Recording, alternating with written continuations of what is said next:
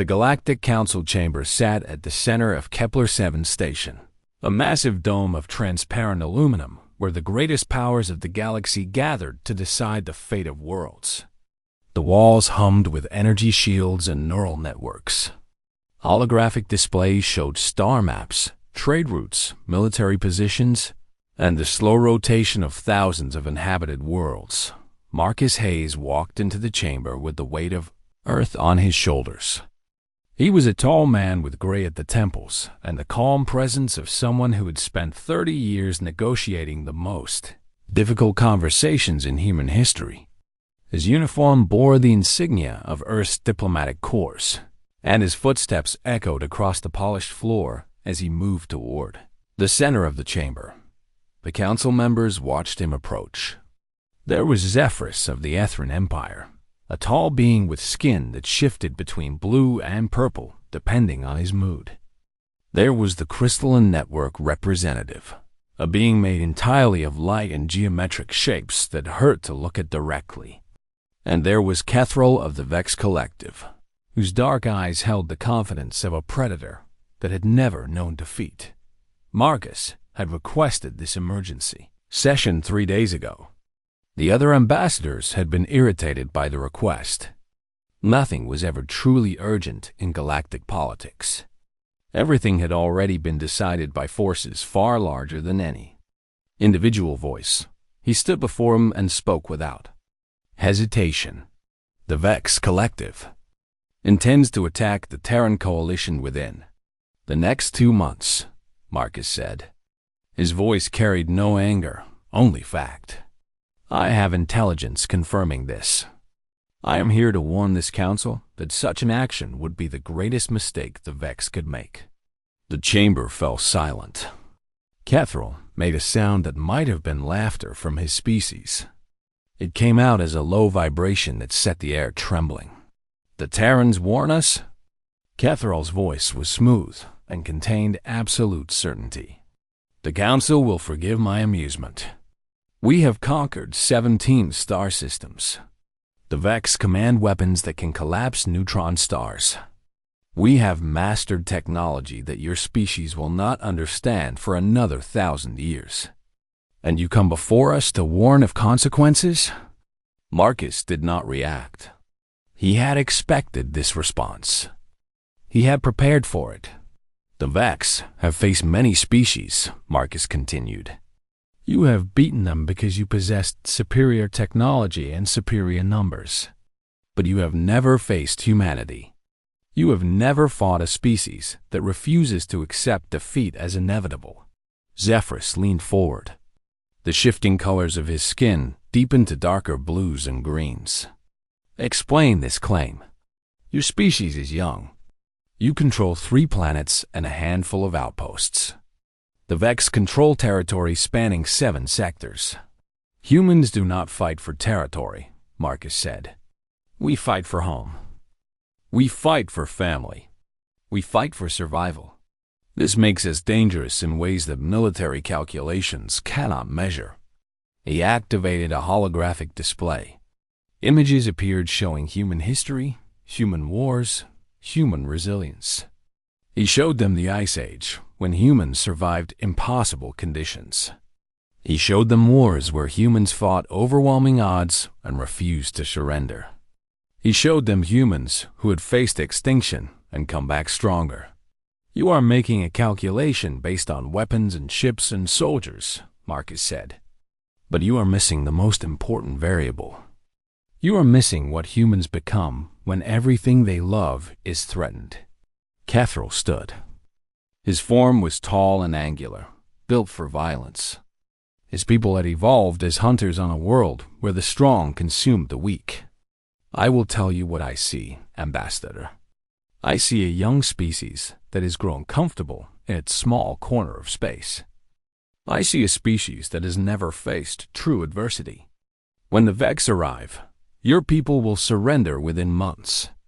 They will accept our rule and work in our factories. This is what happens to species that cannot compete in the true galaxy. No, Marcus said simply. They will fight. They will lose battles. They will lose ships and cities and millions of lives. But they will never surrender. They will innovate. They will adapt. They will find ways to hurt you that you have never anticipated. And in the end, you will realize you made a choice that cost your civilization everything. The chamber erupted in voices. Council members speaking over each other, expressing skepticism, demanding more evidence, dismissing his claims as arrogance from a young species. Zephyrus called for order with a gesture that sent a wave of energy through the room. Silence returned. "What you are describing is not strategy," Zephyrus said. "It is emotion. And emotion has no place in galactic conflict. The vote stands as scheduled. The Vex may proceed with their expansion plans. This council has no authority to prevent species from pursuing their territorial ambitions." The vote happened within the hour. It was unanimous. The Crystalline Network, the Ethran Empire, and 3 other smaller powers all voted to allow the Vex to attack humanity. Catherall smiled as the results were announced. His species had the official permission of galactic law to do what they had always intended to do. Marcus collected his documents and his hopes and his terrible knowledge of what was coming. He left Kepler-7 on a fast transport headed for Earth. The journey took 18 days. He spent the time preparing briefings and running disaster simulations that all ended the same way. Humans losing. He landed at Earth Defense Command in North America. Commander Laura Mitchell was waiting for him in the Situation Room. She was a woman in her 50s with the bearing of someone who had trained her entire life for war. Colonel Henry Gates stood beside her, younger and harder, his uniform bearing more medals than some soldiers earned in a lifetime. "They refused to listen," Marcus said. "It was not a question." "We expected that," Laura said. "How long do we have?" 2 months, Marcus replied. "Maybe 3 if we are lucky. The Vex will come with overwhelming force. They will attack the outer colonies first. They will expect us to surrender quickly." Henry Gates smiled. It was not a pleasant expression. "Then they will learn something the galaxy has forgotten. They will learn what humans can do when they have no other choice." Laura placed her hand on Marcus's shoulder. "We will prepare. We will fight. And we will survive. That is what humans do." Marcus looked at both of them and felt the first small spark of hope. The council had made its vote. The Vex had made their choice. But they had not accounted for people like Laura, Mitchell, and Henry Gates. They had not accounted for what happens when a species fights not for conquest, but for everything that makes life worth living. The war was coming, and nothing would ever be the same. The Vex ships arrived exactly as predicted. They came through the dark of space like locusts descending on a harvest field. 300 warships spread across the sky above the colonies of Kepler-9, Proxima Station, and the mining settlements on Europa. The humans had known they were coming. This did not make the sight less terrible. The first colony to be attacked was Kepler-9, a farming world where 40,000 humans had built homes and raised families. The Vex bombardment began at dawn. Ships descended low enough to blot out the sun. Weapons that had never been tested on human cities opened fire. In the first hour, 8,000 humans died. The cities burned. The fields turned to ash. The screams echoed across frequencies that no one had heard before. A new sound of human suffering in the endless dark of space. The survivors fled in shuttles and transports. Many did not make it. The Vex ships pursued them like hunters running down prey. But some escaped. They carried news of the attack back to Earth. They carried images of the destruction. They carried the weight of knowing that everything they had built was gone. The news reached Earth in a broadcast that interrupted every channel, every frequency, every communication network. For 6 minutes, the entire planet fell silent. Then it began to move. President Amanda Cross stood in the center of the Assembly Hall in New Geneva. Every world, every colony, every human settlement from Mercury to the Outer Rim had linked into the broadcast. 3 billion humans watched her. "We will not surrender," she said. Her voice was steady and cold. "We will not flee. We will not forget. The Vex came to our space and brought death. They will find that death is not a one-way street." The response was immediate. Military ships that had been docked for maintenance were powered up and launched. The civilian fleet was mobilized. Engineers who had never worked on weapon systems began modifying what they had. Fighters who had never seen combat began training. Teachers became soldiers. Scientists became strategists. The entire species pivoted toward survival. Colonel Henry Gates took command of Earth's Defense Coalition. His first order was unconventional. He ordered the military to stop thinking like soldiers fighting an advanced enemy. He ordered them to think like predators fighting for survival. "The Vex expect us to line up our ships and fight them directly," he told his commanders. "That would be suicide. Instead, we will be invisible. We will use the asteroids. We will hide our ships in the debris fields. We will make them hunt for us, and when they hunt, we will strike." A young engineer named David Palmer was working in the modification yards when Gates's orders came through. He was a thin man with quick hands and a mind that worked in 3 dimensions. He looked at the specifications for the Vex ships that had been captured in earlier skirmishes, and he saw something everyone else had missed. The Vex shield generators were designed to stop conventional weapons. They could absorb energy blasts and deflect missiles, but they had never been designed to stop organic material from penetrating. The Vex, being a species that had evolved in a relatively sterile environment, had simply never anticipated that problem. Palmer spent 72 hours without sleep developing a modification.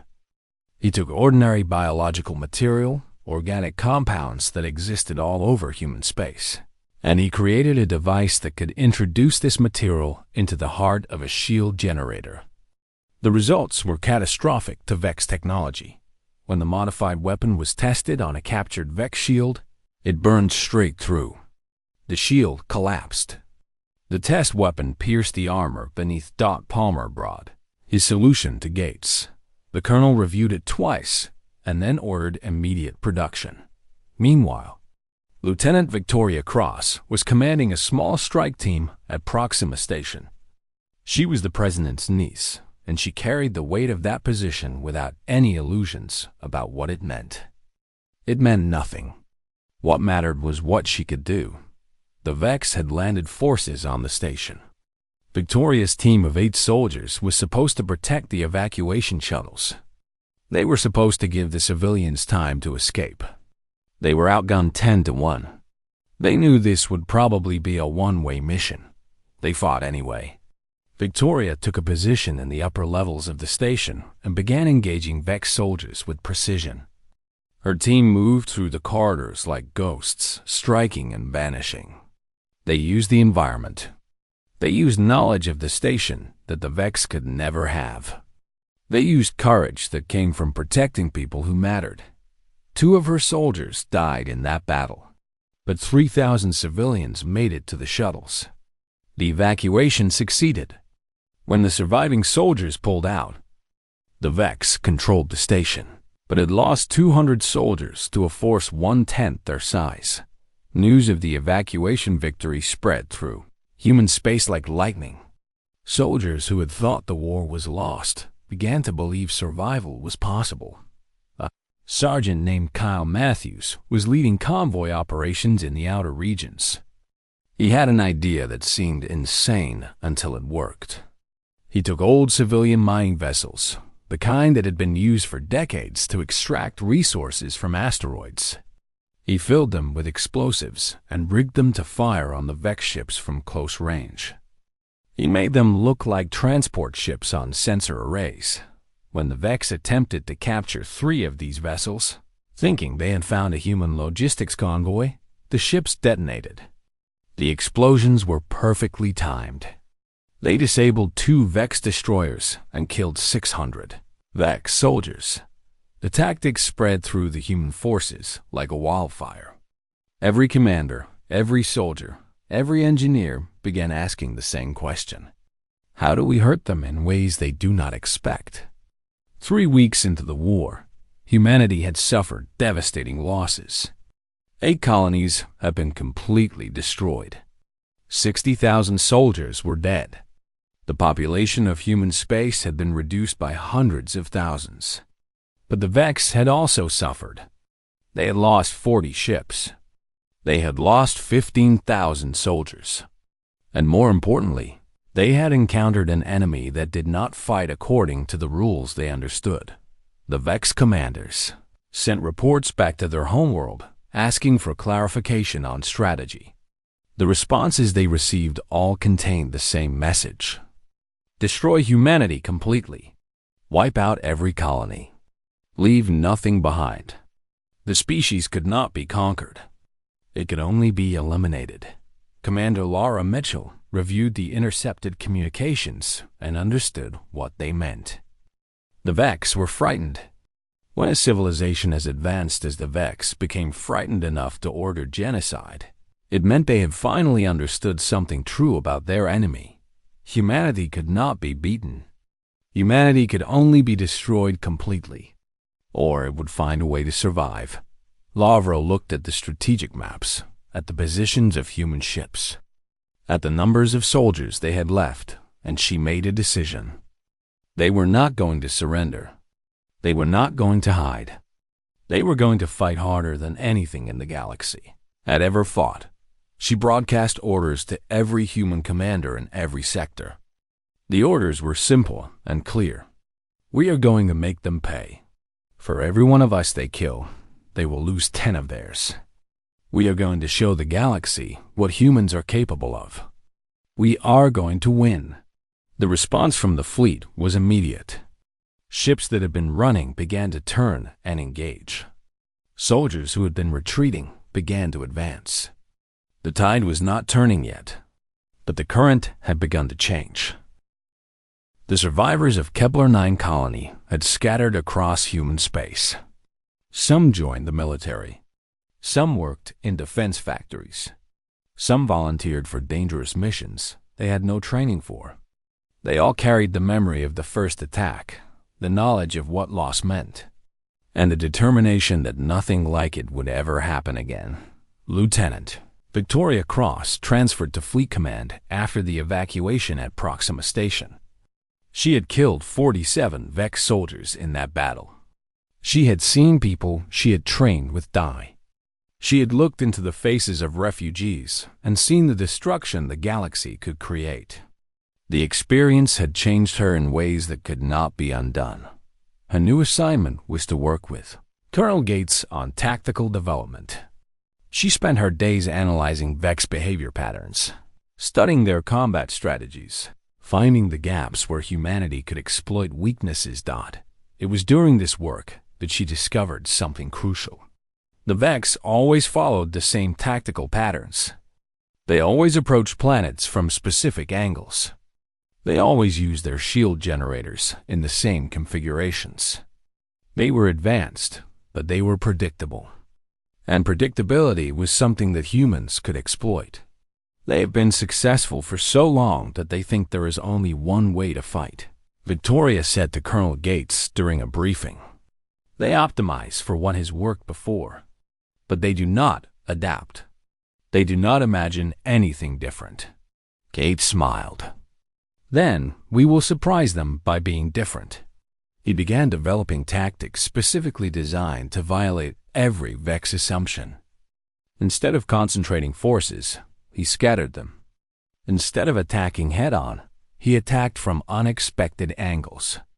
Instead of defending planets, he evacuated civilians and destroyed the infrastructure, making conquest worthless to the Vex. The strategy was brutal. It meant abandoning settlements. It meant watching homes and cities burn. But it also meant that Vex victories came at impossible costs. 3 months into the war, a crisis point arrived. The Vex had conquered 7 additional human colonies. They had destroyed 53 ships. They had pushed human forces back to a defensive perimeter around Earth itself. Military analysts were calculating how long the planet could hold out. The answer was measured in weeks, not months. Then something changed. Captain Aaron Lewis was commanding a destroyer named the Valiant when he received orders that seemed to guarantee his death. A Vex battle station had been established in the Kepler sector. It was a massive structure, barely mobile, completely defended by weapons platforms and shield generators. The orders were to destroy it. Aaron studied the station layout with his small team of tactical specialists. The orders were impossible. They had no weapons that could penetrate those defenses. They had no chance of surviving an approach. But the orders were clear, and Aaron had learned that unclear orders were often the ones that got people killed. "We do not attack the station directly," he told his team. "We infiltrate it. We place charges inside, where their shields cannot protect them." The plan required a small team, a fast shuttle, and a willingness to almost certainly die. Aaron gathered his team. 8 soldiers volunteered. They knew what they were volunteering for. They knew the odds. They went anyway. The shuttle approached the station under false transponder codes, disguised as a Vex logistics vehicle.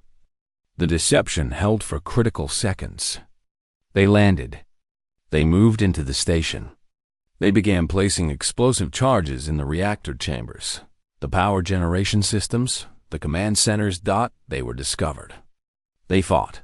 4 of Aaron's soldiers died in the fighting. But Aaron, with the remaining soldiers, fought deeper into the station. They destroyed the generators. They disabled the defense systems. Then they ran.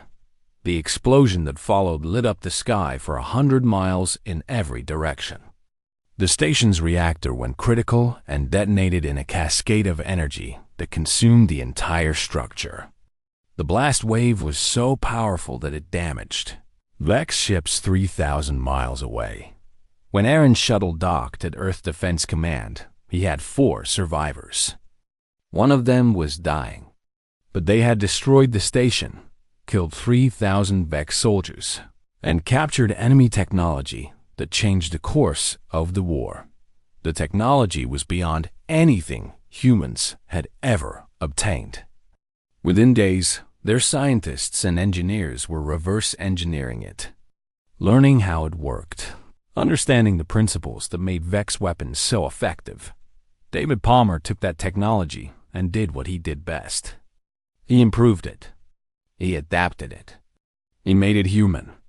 Within 2 weeks, the first human weapons using modified Vex technology were in production. The turning point came at the Battle of Centauri Prime. The Vex had gathered their forces for one final assault to break the human defensive perimeter. 300 ships, 40,000 soldiers, weapons that had never failed them. The human response was smaller. 60 ships, 20,000 soldiers. But the humans had something new. They had the weapons David Palmer had developed. They had the tactics Victoria Cross had designed. They had the knowledge Aaron Lewis had purchased with his soldiers' lives. The battle lasted 14 hours. It was the most intense combat the galaxy had seen in recorded history. Ships exploded. Weapons turned the vacuum into a sea of energy and destruction. But for the first time, the Vex were losing more ships than they were destroying. When the battle ended, the Vex had been pushed back. 30 of their ships had been destroyed. 220 were damaged. The human forces had lost 22 ships, but the surviving human vessels were intact and ready to fight again. The Vex commanders sent emergency communications back to their homeworld. The response they received contained a message that Kethril had never heard before. It was a message of doubt. It was a message asking if the conquest of humanity was worth the cost. For the first time, the Vex leadership was questioning their strategy. They had calculated that humanity would break within 6 months. It was now 9 months into the war. The Vex had lost 93 ships. They had lost 50,000 soldiers. And human resistance was actually increasing, not decreasing. The Galactic Council reconvened for an emergency session. Ambassador Marcus Hayes was invited to address them again. This time, he did not come to warn them. He came to change the future. The Vex have learned what I tried to tell you, Marcus said. Humans do not surrender. Humans do not break. Humans cannot be conquered because they cannot imagine a future where they accept defeat. This is not a weakness. This is the greatest strength a species can possess.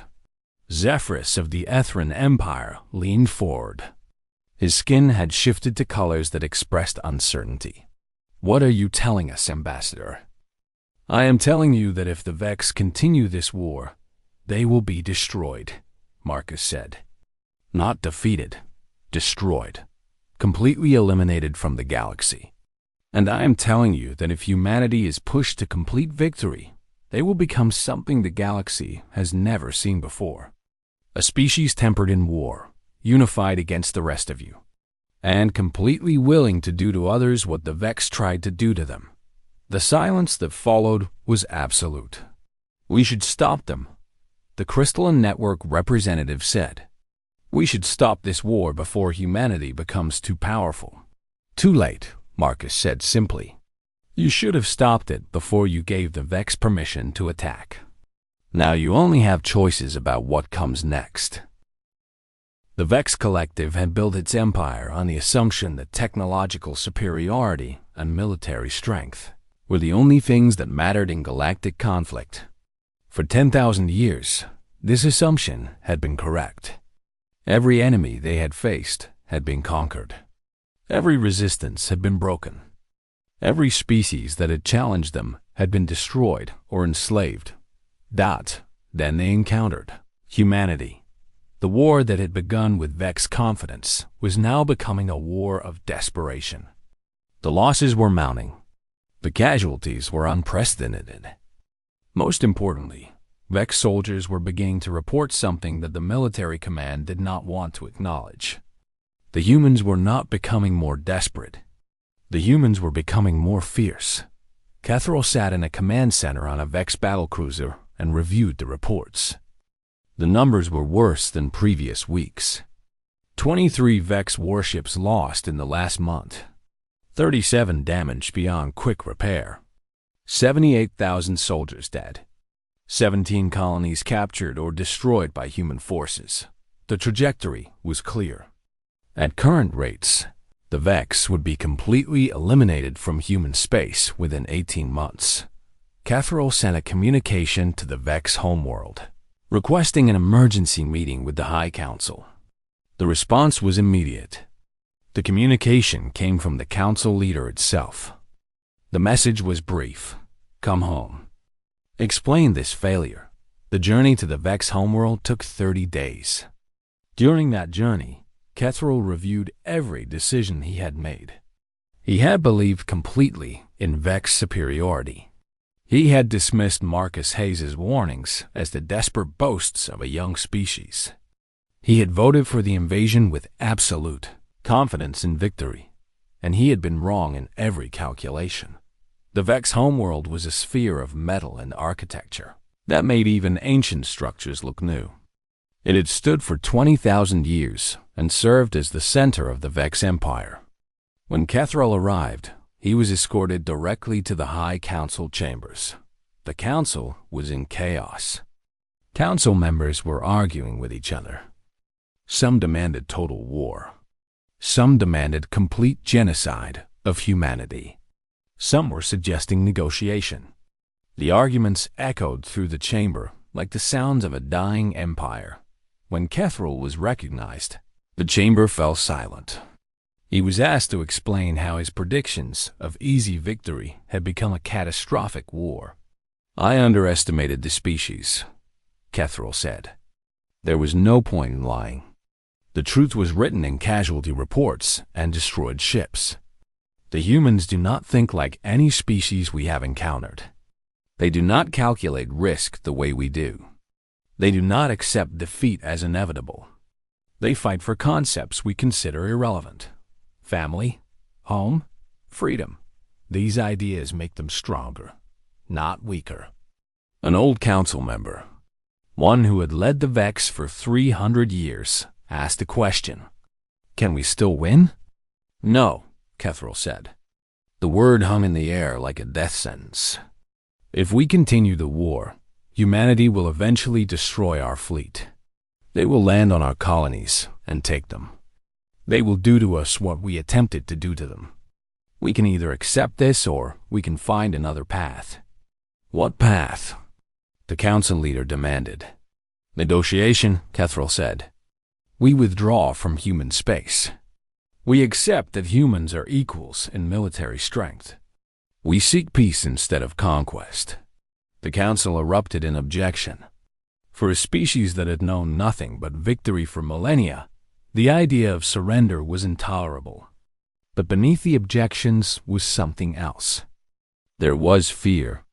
There was the knowledge that Kethril was correct. The decision that emerged from the council was compromise. They would not negotiate from a position of weakness, but they would scale back the invasion. They would stop attempting to conquer human worlds. They would consolidate their remaining forces and prepare for a long conflict. The military command received these orders and began executing them. The Vex forces pulled back from 3 sectors. The assault against Earth's defensive perimeter slowed. The constant pressure that had been pushing humanity toward the edge began to ease. On Earth, Commander Lavra Mitchell analyzed the Vex withdrawal and understood what it meant. The Vex were afraid. They had finally realized they might lose. We keep pressure on them, she ordered. We follow them. We make every victory we achieve cost them more than it costs us. We do not stop until they understand that surrender is their only option. The new strategy was aggressive in ways the Vex had not anticipated. Human ships pursued retreating Vex forces and attacked their supply lines. Human forces captured Vex territories and began digging in, making it costly to retake any ground. The Vex tried to respond with their traditional tactics. They massed their forces and attempted large-scale offensives. Each time, human forces would scatter, avoid the main battle, and then strike from unexpected angles. The Vex would achieve tactical victories and then discover they had won empty space, while losing ships and soldiers they could not replace. 3 months into the new phase of the war, the Vex fleet was beginning to break apart. Ships that had served for 500 years were in ruins. The cultural confidence that had held the Vex civilization together was being replaced by doubt and fear. More importantly, the economic impact was becoming severe. The war was consuming resources at a rate that the Vex economy could not sustain. Planets that had supplied the military were being attacked or blockaded. The trade routes that had enriched the Vex were being disrupted by human commerce raiders. The High Council called for another emergency session. This time, the debate was not whether to continue the war. The debate was about how to end it. We could offer terms, one member suggested. We could offer to withdraw completely from human space if they agreed to a non-aggression pact. They will demand reparations, another said. They will demand compensation for the colonies we destroyed. The cost will be astronomical. The cost of continuing the war is higher, Kethril said. He had been invited back to the homeworld to advise the council. Every month we fight, we lose ships and soldiers we cannot replace. Humanity is fighting on their own worlds. They are replacing their losses faster than we can replace ours. Eventually, we will reach a point where we cannot field a functional fleet. The council leader made a decision. We will contact the Terran Coalition through the Galactic Council. We will request peace negotiations with no preconditions except mutual cessation of hostilities. When the message reached Earth, President Amanda Cross brought it before her War Council. Commander Lavra Mitchell wanted to refuse. They were winning now. They could push forward and completely destroy the Vex fleet. But at what cost? Marcus Hayes asked. He had been invited to participate in the discussion. If we destroy the Vex completely, every other advanced civilization in the galaxy will see us as a threat. They will form alliances against us. We will win this war only to face a larger war against the combined forces of the galaxy. The debate lasted 2 days. In the end, the decision was made to accept negotiations. A summit was scheduled for the neutral station Kepler-7, the same place where Marcus had given his original warning months ago. The chamber on Kepler-7 was different from when Marcus Hayes had first stood before the Council to warn of human strength. Now there were new guards at every entrance. Now there were sensors and weapon systems everywhere. Now there was fear in the way the representatives from different species looked at each other. Kethril arrived with a delegation of 3 other Vex representatives. He looked diminished somehow, as if the weight of his civilization's failure was pressing down on him physically. He walked directly to where Marcus Hayes was standing and extended his hand in the human gesture of greeting. Marcus took it. The gesture was not friendly. It was a formality. Both men understood too much for friendship. "I owe you an apology," Kethril said. His voice carried no pride anymore. "You warned us. You tried to tell us what humans were. I did not listen." "No, you did not," Marcus said. He released Kethril's hand. "But you are learning. That is something." The negotiations took 4 days. The Vex offered to withdraw from all human territories. They offered to recognize human sovereignty over their space. They offered reparations for the destroyed colonies, though the amount could never truly replace what had been lost. President Amanda Cross, sitting at the negotiation table, listened to the Vex proposals and realized something. The war was over. Humanity had not just survived. Humanity had won. The Treaty of Kepler-7 will establish the Terran Coalition as a sovereign and protected species within the Galactic Council, she said, speaking the words that formalized the New World Order. The Vex will withdraw from all human territories within 60 days. The Vex will provide reparations as negotiated. And the Vex will acknowledge that any further military action against humanity will be considered an act of war against an equal military power. When the treaty was signed, the moment was recorded across every communication network in the galaxy. The announcement spread from star to star. Humanity had challenged an advanced civilization and had not just survived. Humanity had prevailed. The Vex ships withdrew over the following weeks. The last Vex vessel left human space on a day when the Earth was turning toward the sun, beginning a new dawn. The symbolism was not lost on anyone. Marcus Hayes returned to Earth on a transport that passed through spaces where the war had been fought. He saw the ruins of battles. He saw the ships that had been turned into memorials for the dead. He saw the colonies that were being rebuilt with the determination of people who had lost everything and were building it all again. When he landed, he found President Amanda Cross waiting for him. She was holding her hand outstretched in greeting. "You were right," she said, "about what humans are, about what we could do. I told you what you were capable of," Marcus said. "You had to show the galaxy what you actually were." He walked through a city on Earth that evening. The streets were filled with people who had survived. Some were celebrating. Some were mourning those who had not survived. Many were simply trying to comprehend that the terror was over. Children were playing in the parks. Families were walking together. The species that had been facing extinction was instead walking toward a future they could not have imagined before the war. Marcus sat in a small garden and thought about the war, about the colonies that had been destroyed, about the soldiers who had given their lives, about the choices that had led to this moment. The Vex had come to the galaxy thinking they knew everything. They had believed that power was measured only in weapons and technology. They had never anticipated what happens when a species fights not for conquest, but for home. When they fight not for glory, but for the people they love. When they refuse to accept defeat not because they are strong, but because surrender is simply not in their nature. Humanity had taught the galaxy a lesson. It was a lesson written in the blood of fallen soldiers and the ashes of destroyed worlds. It was a lesson that would echo through galactic politics for generations. Never underestimate the strength that comes from protecting what you love. Never assume that advanced technology makes victory certain. Never think that a young species cannot surprise you if that species understands what it means to fight for survival. The Vex had come to destroy humanity. Instead, they had created something far more formidable. They had united humanity completely. They had forced humanity to innovate.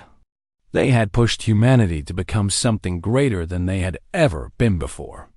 And now, as humanity looked toward the stars, they did not look with the ambition of conquerors. They looked with the understanding of survivors. They looked with the knowledge that they had been tested in the hardest way possible, and they had not broken. Commander Lavra Mitchell stood in the Defense Command Center and looked at the strategic maps. Human ships were beginning to explore new sectors, not to conquer, but to make contact. Human scientists were analyzing the Vex technology to advance their own capabilities. Human colonies were being rebuilt. The war was over, but the changes it had brought would shape humanity's future forever. President Amanda Cross addressed the people one more time. She did not speak of victory or conquest. She spoke of losses and learning. She spoke of losses and learning. She spoke of the people who had given their lives. She spoke of a future where humanity could build, could create, could contribute to something larger than themselves. And the galaxy listened. The galaxy learned. The galaxy understood that they were no longer dealing with a young species that could be pushed around. They were dealing with a species that had been forged in the hardest fire possible and had emerged stronger than anyone had expected.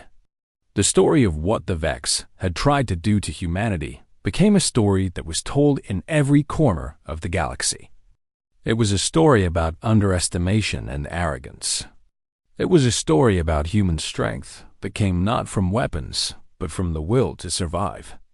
It was a story that changed everything.